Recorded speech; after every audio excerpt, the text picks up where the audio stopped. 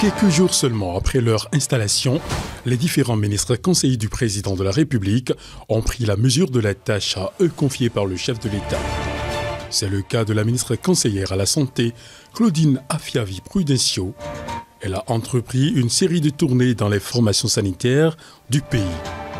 Cette tournée nationale s'inscrit dans le cadre de ma mission en tant que ministre conseillère à la Santé, confiée par son Excellence le Président de la République. L'objectif de la tournée est double. Évaluer les progrès réalisés depuis 2016 dans le secteur de la santé grâce aux réformes du programme d'action du gouvernement, le PAG 1 et 2, mettre en lumière ces avancées, les faire connaître à la population et recueillir les préoccupations des professionnels de santé et des citoyens. L'idée est de montrer comment les réformes impactent concrètement la vie des Béninois et d'identifier les défis restants pour renforcer notre système de santé. La première étape de la tournée de la ministre conseillère à la Santé du chef de l'État l'a conduit dans les locaux du Centre national hospitalier et universitaire Hubert Kotukumanga de Cotonou, dans le département du Littoral.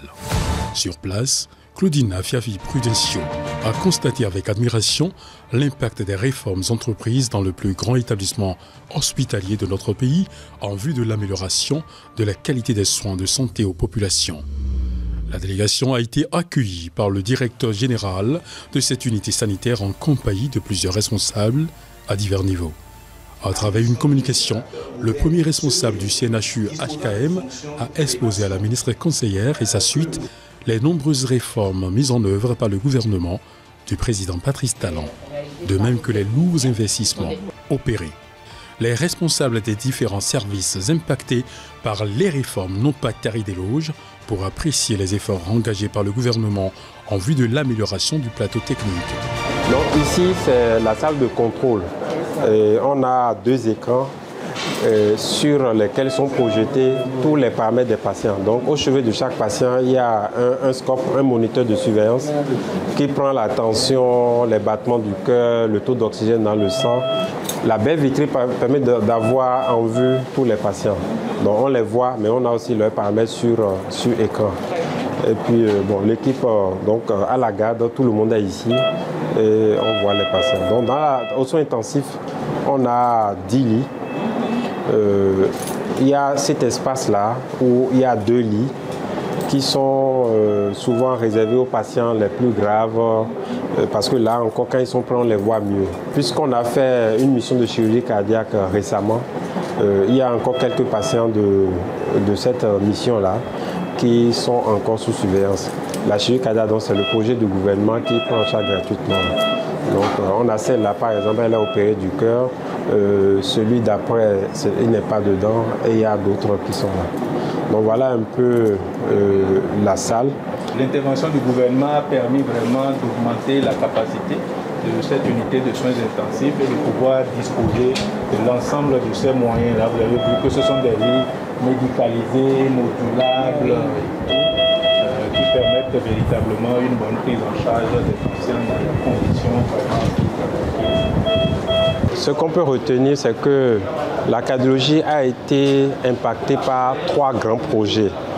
Ces projets-là entrent dans le cadre du développement des pôles d'excellence en santé, gérés par le ministère de la Santé.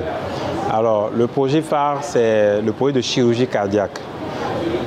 Ce projet-là consiste à mettre en place au CNHU le dispositif qui permet de poser le diagnostic des problèmes cardiovasculaires et de les opérer. Et donc, de ce fait, sur le plan des ressources humaines, le service de cardiologie a été largement appuyé par un groupement français qui vient de façon périodique pour opérer les patients, mais profiter pour faire la formation et donc transférer les compétences aux ressources humaines locales. Et comme vous pouvez l'imaginer, pour faire la chirurgie cardiaque, il faut préparer la logistique. Donc, sur ce plan-là, en cardiologie, l'unité de soins intensifs cardiologiques a été complètement reconditionnée, mise aux normes, avec actuellement une capacité de 10 lits, équipée d'instruments de surveillance, ce qui permet d'avoir à vue de façon permanente les patients et de gérer leurs crises. En fait, cette unité de soins intensifs cardiologiques est destinée à accueillir les patients opérés du cœur à partir du deuxième jour post-opératoire. Et donc, évidemment, les missions de chirurgie cardiaque se font tous les 2 à 3 mois. Et dans l'intervalle, cette unité profite à tous les Béninois. Ce qui fait qu'à partir de projets de chirurgie cardiaque, on a amélioré les conditions d'accueil des patients qui ont besoin de soins intensifs en cardiologie au CNHU. Pour pouvoir préparer les patients de chirurgie cardiaque, des équipements ont été acquis. Échographes, appareils pour surveiller la tension, pour surveiller le rythme. Donc tous ces équipements-là sont utilisés pour préparer les patients de chirurgie cardiaque, mais profitent également à tout Béninois qui n'est pas impliqué dans la chirurgie cardiaque. Donc avec ce projet de chirurgie cardiaque également, l'oxygénation, parce que les maladies cardiovasculaires, souvent, quand on est en crise, on a besoin d'oxygène. Donc le système d'oxygénation a été mis en place et permet aujourd'hui de donner de l'oxygène au lit de chaque malade avec un système centralisé. Voilà un peu l'impact que le projet phare a eu sur la cardiologie. Les autres projets sont projets de réadaptation cardiaque et de cardiologie interventionnelle. Et également par rapport à ça, il y a aussi une formation périodique des ressources humaines pour pouvoir, qui permet donc à ces derniers d'acquérir la compétence en matière de réadaptation cardiaque et de cardiologie interventionnelle. Des équipements sont prévus pour être acquis et le processus est en cours. Le CNHU dispose à ce jour de 2 centrales de production d'oxygène. La production d'oxygène se fait sur site. Donc il y a une centrale de Mac Mills qui date de 2021. Et cette nouvelle centrale, c'est une centrale de Mac Gaz System que nous avons acquis en 2024 et mise en service. L'oxygène est produit directement d'ici à travers ces machines et envoyé directement dans le réseau pour les patients. Ce que nous avons plus ici, c'est que nous avons des systèmes de secours. Donc, on peut produire l'oxygène directement. On a des cadres où l'oxygène sont stockés et puis pour être distribué. Et on a encore un système de distribution qui peut envoyer l'oxygène. Donc, au cas extrême où on a eu un souci sur l'appareil, on peut toujours envoyer l'oxygène. Et la machine nous permet aussi de stocker de l'oxygène dans les bouteilles. Donc, on peut produire et stocker et distribuer aussi dans les services. Donc, c'est un équipement de dernière génération qui a été mis en place. En fait, l'oxygène, quand c'est produit, il y a une canalisation de l'oxygène pour amener l'oxygène au lit des patients. Mais tous les services du CNHU ne disposent pas encore de cette canalisation-là. Donc il y a encore certains services qui sont sur les bouteilles. Donc on a la possibilité de produire ces bouteilles et de les envoyer dans ces services-là. Mais les urgences, la grande réanimation, les blocs opératoires, la cardiologie sont des services qui sont canalisés directement. Et très régulièrement, nous avons la MCQ, l'Agence nationale de contrôle de qualité, et qui vient faire le prélèvement de l'oxygène pour voir si effectivement c'est l'oxygène de qualité pour qu'on n'envoie pas n'importe quoi aux patients. Voilà. Alors la particularité ici, c'est qu'on reçoit, c'est une discipline transversale. Donc on reçoit à peu près plusieurs spécialités. Il y a les radiologues, d'accord, il y a les chirurgiens pédiatres, il y a les MPR, médecine physique et réadaptation, il y a les gastro, il y a les ORL et les pneumos. D'accord. Parce que l'imagerie, c'est une discipline transversale, donc il y a certains acquis qui sont supposés avoir et on les aide à les acquérir. Alors là, je peux dire que la clinique universitaire d'imagerie médicale a été quand même l'enfant choyé du gouvernement parce qu'on est parti d'un plateau technique vraiment Opsonet a un plateau technique très évolué. On a pu bénéficier d'un scanner de dernière génération, 64 barrettes avec option cardiaque. Donc on peut faire maintenant tout ce qui est coroscanner. Et on a également bénéficié d'une IRM de haut champ. On avait une IRM dans le privé qui était de bas champ, maintenant on a une IRM de haut champ qui égale l'IRM de la sous-région. Donc on n'a plus besoin d'évacuer les patients à Abidjan ou au Sénégal pour faire l'IRM. Et ça, c'est vraiment un bon très important au niveau de la prise en charge des patients parce que l'imagerie médicale reste quand même une discipline transversale et la plupart des spécialités se retrouvent. Donc pouvoir capaciter ainsi la prise en charge, c'est un effort très important. Aujourd'hui, nous avons 24 générateurs qui fonctionnent à plein temps. Ça veut dire qu'on peut dialyser 24 patients à la fois. Sans compter que nous avons un pôle de 6 à 8 générateurs de réserve prêts à utiliser. Dès que nous avons une panne, on peut sortir un générateur et prendre et continuer. Très bien. Parce qu'on a une file active de un peu plus de 200 patients. Donc vous comprenez qu'on ne peut pas souffrir de les faire attendre, parce qu'après on ne pourra pas rattraper. Voilà. C'est une des nouvelles salles que le gouvernement, avec on va dire l'appui du CNHU, a réfectionné pour abriter les hémodialysés. Ça a permis une extension, augmentation de la capacité de la prise en charge des patients. Très bien. Vous voyez, c'est encore mieux. Bonjour. Nous avons 2 salles comme ça, 5 machines à chaque fois. C'est bien. Qui fonctionnent à plein temps. Voilà. 4 séances par jour. C'est chose qu'on ne peut pas dire autrement parce que. Voilà. Alors, la clinique universitaire de néphrologie et hémodialyse du CNHU a bénéficié d'appuis importants de la part du gouvernement. Alors, cet appui concerne la réfection des locaux. Les locaux étaient quand même désuets, hors normes, et le gouvernement nous a appuyés à réfectionner certains locaux. Ça, c'est un point vraiment positif. L'autre chose, nous avons bénéficié également d'un appui en matériel important. 23 générateurs. Ce sont des générateurs modernes, performants, qui ont permis d'augmenter la capacité de prise en charge des patients. Aujourd'hui, nous pouvons prendre beaucoup de patients. La capacité étant augmentée, nous prenons des patients en charge. Et ça, de façon permanente, du lundi jusqu'à dimanche matin, non-stop. Ce qui est une avancée importante. Là, nous prenons, on peut dire, plus de 200 patients régulièrement en charge. Et ça, c'est très important. Il y a même une particularité de la prise en charge des dialysés au Bénin. La prise en charge accordée par l'État béninois couvre les séances d'hémodialyse, les examens et les médicaments. Donc c'est une prise en charge globale des patients. Dès que l'État décide de prendre en charge un patient, cette prise en charge, elle est globale. Et les patients, vous les avez vus, quand ils viennent en séance, ils font leur séance, surtout ceux qui ont la prise en charge, ils ne payent rien. Ils bénéficient d'une collation, ils ont leur rendez-vous planifié, ils ont des examens périodiques planifiés par mois. Certains examens sont faits tous les 3 mois et d'autres tous les 6 mois. Il y a même des bilans que nous réalisons une fois par an. Donc, et tout ça gratuitement dans la prise en charge, quand elle est offerte. Sauf que cette prise en charge, le problème lié à cette prise en charge, elle n'est pas étendue à toutes les couches de la population. Et c'est là notre plaidoyer.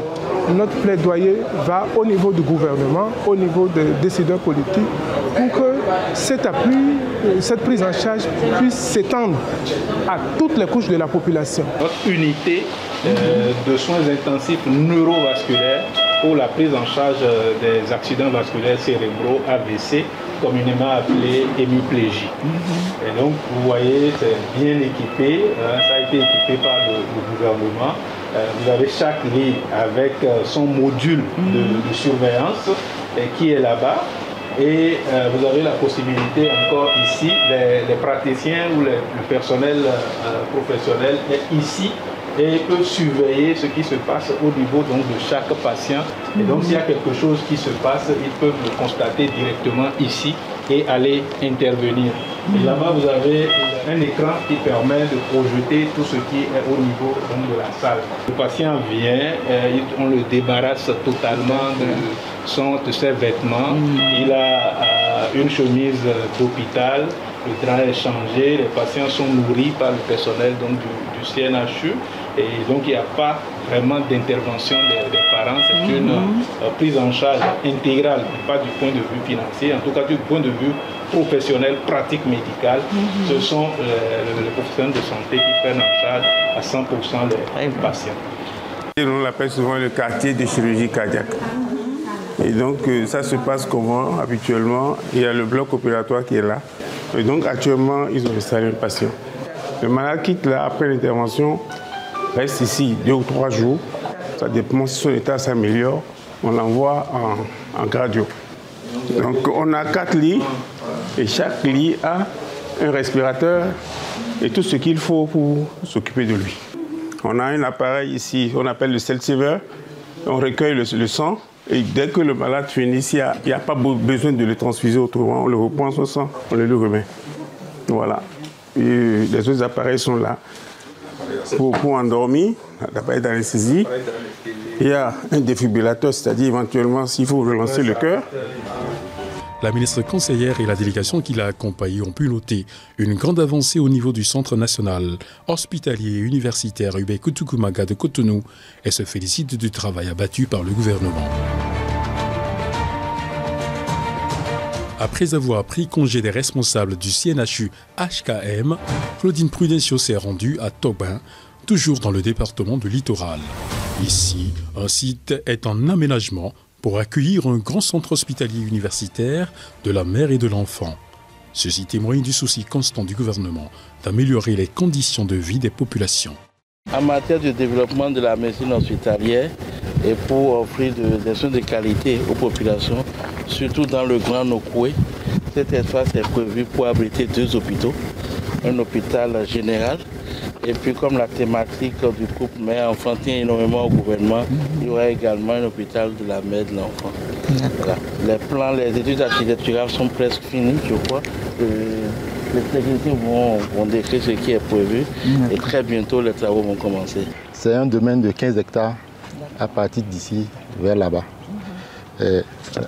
La voie bitumée là, c'est ça ici au fait. Et donc notre hôpital prend naissance à partir de là juste là-bas. Dans le département de l'Atlantique au 2e jour de sa tournée, la ministre conseillère à la Santé a visité plusieurs formations sanitaires dans les communes d'Abomey-Calavi, Tofos et Alada. L'objectif n'a pas varié, constater les efforts consentis par le gouvernement dans le domaine de la santé des populations en vue de l'amélioration des offres de services. La première descente a eu lieu au centre hospitalier universitaire de zone d'Abomey-Calavi, Soava. Sur place, la délégation a été accueillie par les responsables du centre. Un tour dans les différents services a permis au ministre de se rendre compte des efforts fournis par le gouvernement dans le but d'améliorer les prestations aux populations. Vous êtes ici dans les locaux de l'unité de réanimation, du service d'anesthésie-réanimation du centre hospitalier universitaire de zone d'Abomey-Calavi, Soava. C'est la première salle d'hospitalisation. Tel que c'est fait, c'est apprêté pour tout malade qui va venir. On pourra le prendre en charge en même temps. Le respirateur, l'oxygène, le concentrateur, le moniteur, tout est placé pour le prendre directement en charge. Ici, c'est la salle Outbound. Les bébés qui sont venus d'ailleurs, ne faisons pas le mélange, on les isole pour éviter la contamination. Donc ici, c'est la salle Outbound. Ceux qui sont venus d'ailleurs, les référés. Elle est en train de prendre la veine pour un bout de chou, c'est un prématuré. On peut lui faire les soins. Donc, elle est aussi en train d'alimenter le nouveau-né. En termes de trucs là, d'infrastructure, vous avez vu juste derrière la Néo, un bâtiment à l'entrée de l'hôpital, un bâtiment en finition, en cours de finition. Ça, c'est visible. Hein? Et en termes d'équipement, on en a reçu assez mieux. On a aussi été renforcé en personnel. Donc beaucoup d'efforts sont faits et ça se voit. Hein. Il y a des échographes, nous avons des moniteurs, nous avons l'écho-doppler. En fait, Calavi ne faisait pas avant. Donc aujourd'hui, on prend en charge très facilement avec les problèmes de cœur, parce que ça devient en fait des problèmes de plus en plus courants. Donc nous avons également un mammographe qui permet de faire la radiographie des seins. Et le plus frappant, c'est bien le CTE là où nous avons quitté. Vous voyez ça, notre réanimation a 2 ans. Et c'est le gouvernement qui a fait que nous avons eu vraiment cette réanimation. Et nous le gardons jalousement. Et ça, comme l'a dit le CTMH, quand il y a des catastrophes, des épidémies, tout se joue là aussi. Donc on arrive vraiment à prendre en charge. Je me dis, s'il n'y avait vraiment pas ça, comment on pourrait gérer ces genres de situations? Les efforts sont faits, énormément faits, mais bon, aujourd'hui, avec l'évolution de la démographie, nos centres sont un peu dépassés. Et je crois qu'à ce niveau, tout un programme est mis en place et les centres doivent être reconstruits, d'après ce qu'on nous a dit. Donc si on arrive à avoir ça, je pense que véritablement on pourra offrir les soins de qualité à nos communautés. Il y a beaucoup d'efforts qui sont faits vis-à-vis du corps médical en particulier, surtout sur le plan organisationnel, structurel et aussi sur le plan de l'accompagnement, pour qu'on puisse quand même être doté de matériel de pointe aujourd'hui pour faire face à la demande.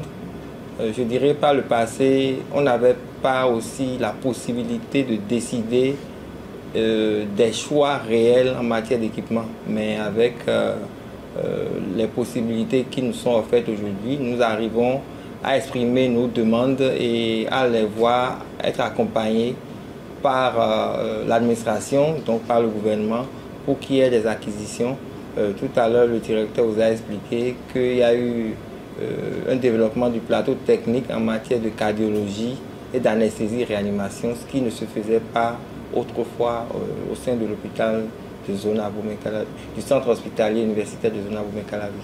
Donc ce sont des innovations qui sont à saluer et nous en demandons toujours beaucoup plus. Pourquoi pas? Et vous savez, nous sommes à côté du chic. Nous n'allons pas rivaliser, mais nous pensons être l'hôpital qui peut aussi refléter autant l'image presque parfaite du chic, pour toujours être à l'avant-garde et à être à la suite et à l'écoute des populations de Calavi. Calavi étant une cité dortoir, Calavi a besoin effectivement d'être accompagné sur le plan sanitaire. Motif de satisfaction des membres de la délégation à la vue des nombreux investissements réalisés par le gouvernement dans les différents services de ce centre. À quelques minutes de cette formation sanitaire, toujours à Boumé-Calavi, se trouve un autre joyau. Symbole de l'excellence et de la détermination du gouvernement à changer définitivement l'image de nos établissements hospitaliers et la qualité des prestations. Il s'agit du Centre hospitalier international de Calavi, le CHIC. Comme son nom l'indique, c'est une formation sanitaire de classe internationale avec des offres de services de qualité supérieure. C'est avec fierté et admiration que la ministre conseillère et sa suite ont visité les différents compartiments du centre en attente d'être mis en service pour le bonheur des populations. Dans un exposé, la directrice générale a présenté les différents domaines d'intervention et les services offerts. Elle sera renchérie dans ses propos par le président du comité de pilotage du projet de construction du dit centre afin de permettre aux visiteurs de s'imprégner des réalités de la maison. Une salle équipée pour la chirurgie cardiaque avec tout ce qui est circulation extracorporelle. Une salle pour les endoscopies équipée donc pour tout ce qui est intervention par voie cœlioscopique. Un plateau technique d'imagerie également du haut niveau avec IRM, scanner, échographie, mammographie et puis évidemment tout ce qui est radiographie standard. Et puis un équipement évidemment de stérilisation avec du matériel neuf. Alors également, donc, ce qui est nouveau au Bénin, un plateau de radiothérapie, donc avec deux accélérateurs, hein, donc de quoi quand même prendre en charge un certain nombre de patients, et de la curithérapie également, donc nouveauté pour le pays. Un service de médecine nucléaire, donc avec des équipements dédiés, et un cyclotron. Il faut dire qu'en 2016, à l'arrivée du gouvernement de la rupture, il y a les états généraux qui ont été faits pour ce qui concerne le système de santé. Donc, il y a une autopsie du système de santé qui a été faite Et cette autopsie a mis la lumière sur certains dysfonctionnements. Et au rang de ces dysfonctionnements, que je vais citer certains, il y a le problème de la gouvernance de notre système de santé. Il y avait un problème en lien avec le plateau technique qui n'était pas à la hauteur de l'attente, des attentes de la population et qui ne permettait pas aux agents de santé de déployer tout leur art de telle manière qu'ils puissent être en mesure d'offrir des services de santé à la hauteur des besoins de la population. Et le corollaire de ce dysfonctionnement, c'est qu'il y avait plusieurs de nos concitoyens qui étaient évacués, qui étaient obligés de se retrouver en situation d'évacuation sanitaire. Et les évacuations sanitaires, on sait que cela ne permet pas d'être dans une perspective d'équité. Parce que plusieurs en ont besoin, mais tout le monde ne pouvait pas bénéficier de cela. Donc le gouvernement a eu l'ingénierie derrière cela.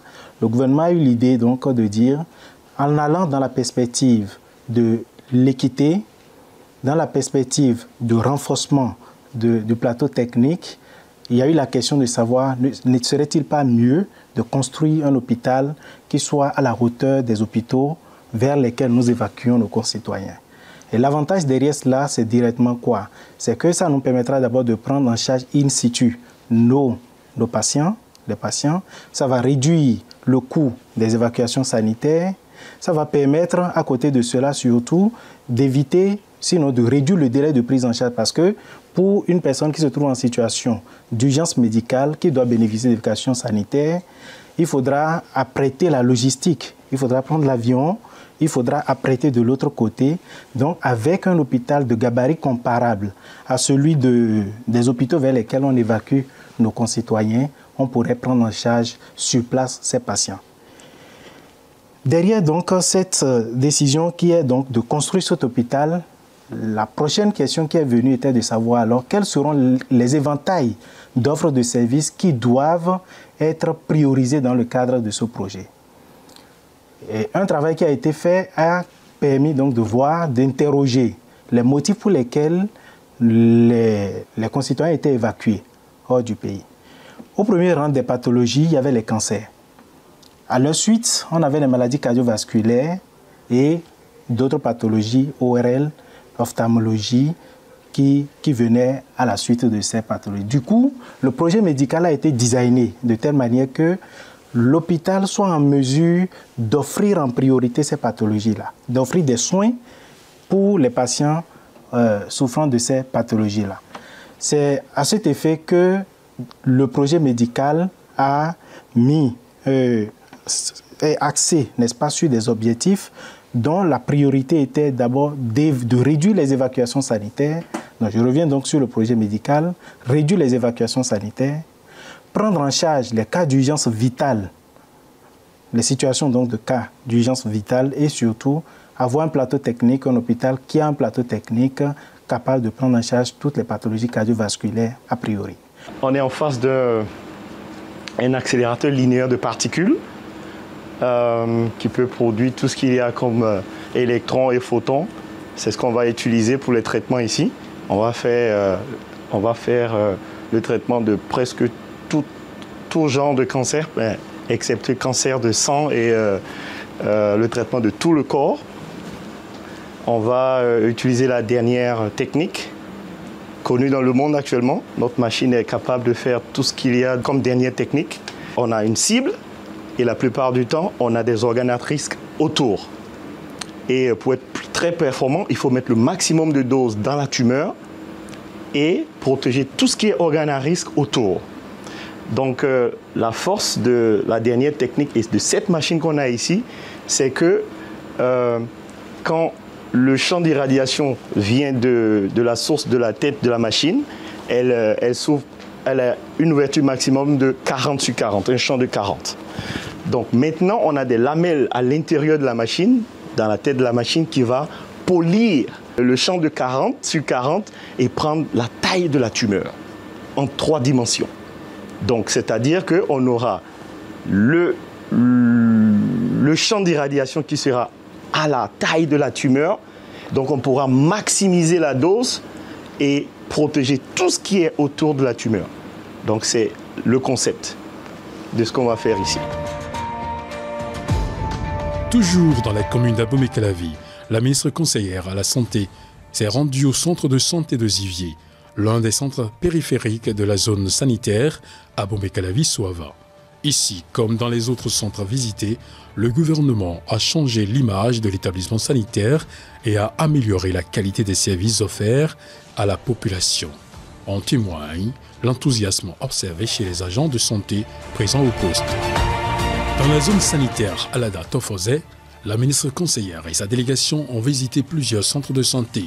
À l'hôpital de zone d'Alada Tofose, la belle image qui se dégage à l'entrée témoigne des efforts consentis par le gouvernement afin de permettre à la population de bénéficier des soins de santé de qualité dans la localité. C'est avec joie que les responsables du centre ont expliqué à la délégation les nombreuses réformes introduites par les autorités publiques, histoire d'assurer des prestations de qualité et de préserver la bonne santé des couches vulnérables. Et je remercie le ministre de la Santé pour avoir prévu et réalisé la réhabilitation de l'hôpital au lendemain de la prise en charge des malades de Covid-19. Je remercie aussi le ministre pour avoir mis à notre disposition le personnel médical, paramédical. Nous en avons reçu au titre de l'année 2024. Et par rapport au renforcement du plateau technique, le ministère a mis à notre disposition des matériels médico-techniques et certains matériels médico-techniques sont promis à l'endroit donc de l'hôpital du Saône. Dans l'ensemble, je peux vous dire que des petits matériels médico-techniques ont été prévus tels que le tensiomètre, le concentrateur d'oxygène, l'aspirateur, etc. Mais comme matériel lourd à l'hôpital, nous avons aujourd'hui l'appareil de mammographie, comme l'a dit tout à l'heure le CT, et l'appareil la table de réanimation des nouveau-nés. Il y a le scanner aussi qui est prévu dans le cadre de l'extension de l'hôpital. Et ce que nous avons reçu aussi du ministère, c'est le groupe électrogène 700 kVA. Et nous avons reçu donc de la part du ministère de la Santé. La JICA nous a beaucoup soutenus en collaboration avec le ministère de la Santé. Et quand je dis la JICA, c'est l'Agence internationale de la coopération japonaise qui nous renforce aujourd'hui dans la mise en œuvre de cette approche au niveau de l'hôpital.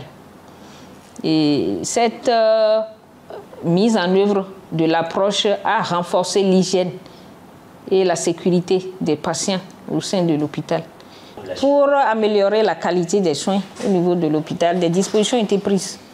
Des dispositions ont été prises, à savoir le renforcement des ressources humaines au niveau de l'hôpital, le renforcement du plateau technique et puis l'amélioration donc de l'orientation de l'hôpital. Et de 2022 à 2024, le taux de fréquentation a augmenté. Ces dispositions ont fait doubler pratiquement le taux de fréquentation de l'hôpital. Maintenant, toujours pour améliorer la qualité des soins, une des dispositions qui a été prise, c'est la prise en charge sans ordonnance des malades. Aujourd'hui, à l'hôpital, quand vous rentrez à l'hôpital en tant que patient, même si vous n'avez pas les moyens, l'hôpital vous prend en charge à partir donc des kits d'urgence mis à disposition au niveau des unités d'urgence de l'hôpital, à savoir la pédiatrie et puis l'urgence, la grande urgence.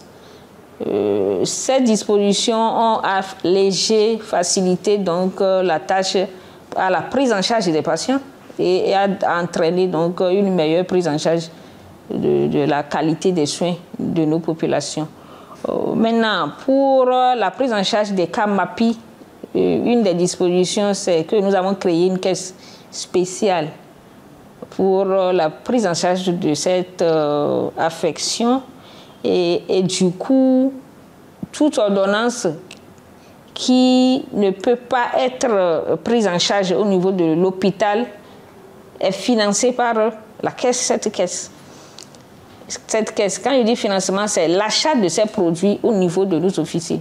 les produits qui ne sont pas disponibles au niveau de la caisse, de la pharmacie de l'hôpital, sont achetés dans nos officines à partir donc de cette caisse qui a été créée. L'hôpital de zone Alada Tofozé est pratiquement l'un des plus jeunes hôpitaux du Bénin, qui est fonctionnel depuis 2018. Et beaucoup de choses se font et nous prenons en charge pas mal de pathologies pour le niveau hôpital de zone que nous sommes. L'hôpital de zone Alada Tofozé est un hôpital pilote dans la mise en œuvre des activités qualité selon l'approche japonaise 5S Kaizen TQM. Et aujourd'hui, l'hôpital de zone Alada est quand même le pionnier sur le plan national. Et dans la sous-région, je dirais dans la sous-région, puisque déjà cette année, il y aura une visite dans le cadre d'un projet régional au Bénin à cause de ce qui se fait à l'hôpital de zone Alada Tofozé. Autre lieu visité par le ministre conseillère, le centre de santé de Koussi. Cette formation sanitaire n'est pas restée en marge des réformes opérées. Elle a également bénéficié de l'appui du gouvernement afin d'améliorer la qualité des services.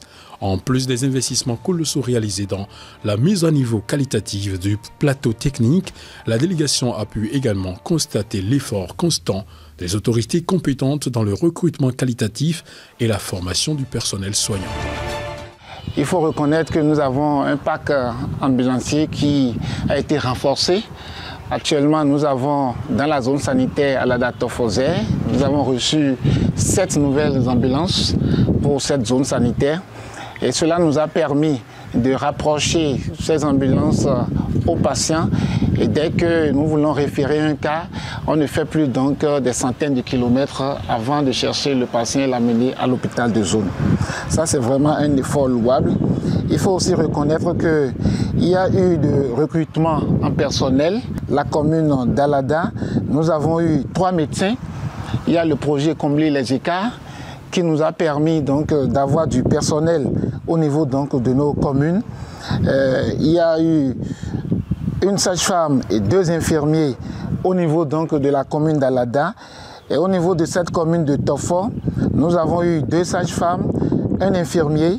Et au niveau de la commune de Zé, nous avons eu au total, nous avons eu comme dotation en matériel informatique. Dans la commune de Zé, nous en avons reçu jusqu'à 10.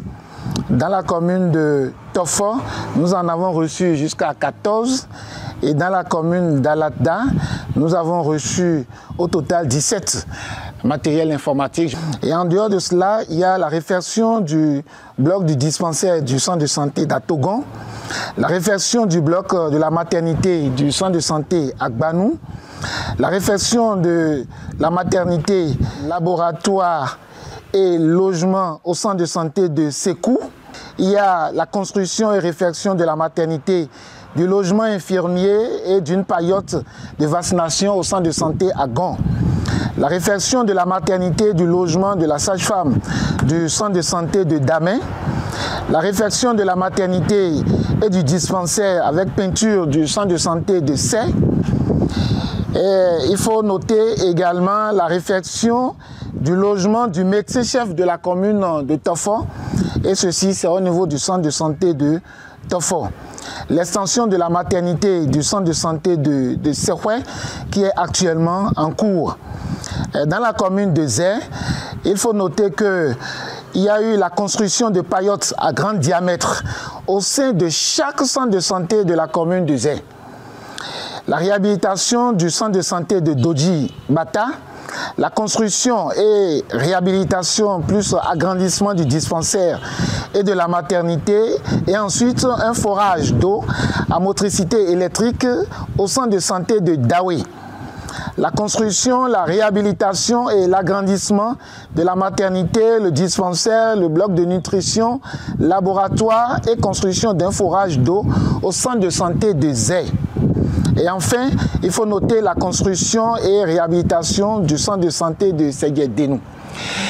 Et nous allons quand même fait comprendre que depuis que nous avons eu ces joyaux dans ces différentes formations sanitaires, la fréquentation a augmenté de façon considérable. Dans les formations sanitaires visitées, un point d'honneur a été mis sur le renforcement continu de capacités des différents spécialistes et personnels d'appui.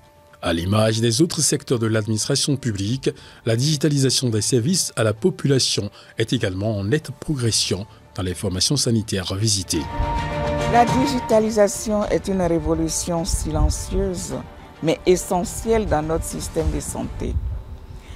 Grâce aux réformes en cours, le CNHU-HKM a mis en place un système de prise de rendez-vous en ligne comme les pays développés, réduisant considérablement les temps d'attente. La numérisation des dossiers médicaux permettant un accès rapide et sécurisé aux informations des patients. L'introduction des paiements électroniques facilitant la fluidité des transactions et améliorant la transparence.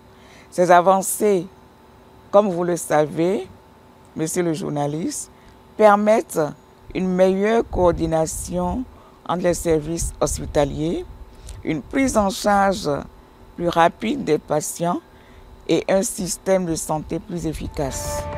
Toujours à Alada, un centre psychiatrique de grande classe sera opérationnel dans les jours à venir. La délégation est allée visiter le site retenu pour le démarrage des travaux.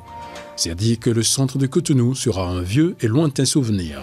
Dans l'ensemble, la ministre conseillère a pu constater que de nombreux efforts ont été fournis par le gouvernement du président Patrice Talon dans le domaine de la santé. Nous avons constaté des avancées majeures avec des rénovations, de nouveaux équipements et un élargissement des capacités d'accueil dans plusieurs établissements. Cette tournée m'a permis de voir, d'évaluer et de faire connaître les progrès réalisés dans notre système de santé. Chaque réforme entreprise a un impact direct sur la vie des citoyens et nous devons poursuivre cette dynamique pour un Bénin plus fort et en meilleure santé. Depuis 2016, le gouvernement du président Patrice Talon s'emploie à améliorer sur tous les plans les prestations offertes aux populations en matière de médecine hospitalière. À cet effet, de grands investissements ont été opérés en vue de changer l'image des formations sanitaires du pays. Si de nouvelles infrastructures sanitaires ont vu le jour, le potentiel existant a été considérablement rénové et renforcé.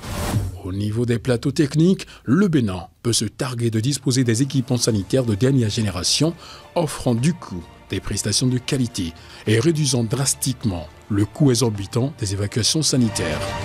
À travers ces 2 journées de tournée de Madame la ministre conseillère dans les départements de l'Atlantique et du littoral, nous avons pu noter l'investissement colossal et le grand développement qui a été fait par le gouvernement de la rupture en matière de médecine hospitalière, en matière de soins de santé primaire et même dans l'environnement général des soins. Au niveau hospitalier, il est aisé de noter les investissements lourds qui ont été faits au niveau du plateau technique, surtout en matière d'exploration diagnostique.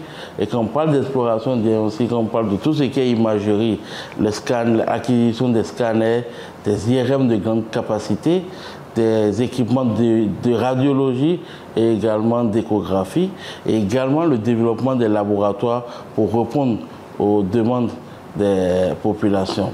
Et les résultats sont remarquables grâce aux investissements dans les équipements et à la formation des spécialistes. Le gouvernement de notre pays et son chef ont créé une unité de prise en charge rapide des AVC permettant une intervention immédiate et une réduction du taux de mortalité. Le gouvernement organise des campagnes gratuites de chirurgie cardiaque, sauvant plusieurs centaines de patients atteints de pathologies complexes.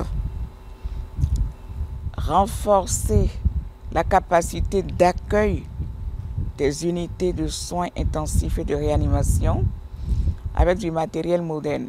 Il y a la spécialisation des services qui est un levier essentiel pour améliorer la qualité des soins. Je voudrais adresser un message de gratitude et de mobilisation aux professionnels de santé. Je tiens à saluer leur dévotion et leur engagement quotidien. Sans eux, les réformes ne pourraient pas se concrétiser. Aux citoyens béninois, nous avons fait d'énormes progrès et nous devons continuer à valoriser et protéger notre système de santé. Le secteur de la santé est une priorité nationale. Ensemble, nous devons poursuivre nos efforts pour garantir des soins de qualité accessibles à tous.